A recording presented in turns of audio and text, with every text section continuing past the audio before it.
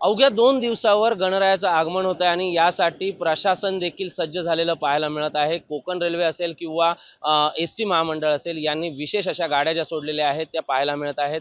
सिंधुदुर्ग जिल्ह्यात सध्या 1200 ST buses ज्या आहेत त्या मुंबई असेल पुणे असेल येथून दाखल झालेल्या पाहायला मिळत आहेत। तर कोकण रेल्वे मार्गावर विशेष ट्रेन ज्या आहेत त्या देखील धावत आहेत। विविध राजकीय पक्षांच्या नेते मंडळांनी देखील एस-टी असेल किंवा कोकण रेल्वेची वाहतूक असेल ही देखील वाढविण्यासाठी प्रयत्न केले आहेत आणि त्यामुळे प्रवाशांच्या सेवेसाठी ही एसटी बस जी आहे ही सध्या आता लाल परी जी आहे ती सज्ज झालेली पाहायला मिळत आहे। तब्बल 1200 एसटी सिंधुदुर्ग जिल्ह्यात दाखल झालेल्या आहेत। त्यामुळे कुठेतरी प्रवाशांना हा दिलासा जो आहे तो मिळत आहे। त्याचप्रमाणे विविध राजकीय पक्षांच्या नेत्यांनी आशिष शेलार असतील, त्याचप्रमाणे नितेश राणे असतील, नारायण राणे असतील यांच्या प्रयत्नातून या कोकणात येणाऱ्या प्रवाशांसाठी विशेष अशा बसेस ज्या आहेत त्या सोडण्यात आलेल्या आहेत। नितेश राणे यांच्या वतीने दोन ट्रेन विशेष अशा ट्रेन मोदी एक्सप्रेसच्या नावाने सोडण्यात आलेल्या आहेत। तर निलेश राणे आमदार जे आहेत कुडाळ मालवण मतदारसंघाचे त्यांनी देखील एक विशेष ट्रेन जी आहे ती या ठिकाणी सिंधुदुर्गात रवाना केलेली पाहायला मिळाली। त्यामुळे सिंधुदुर्ग जिल्ह्यात येणाऱ्या प्रवाशांचा ओघ जो आहे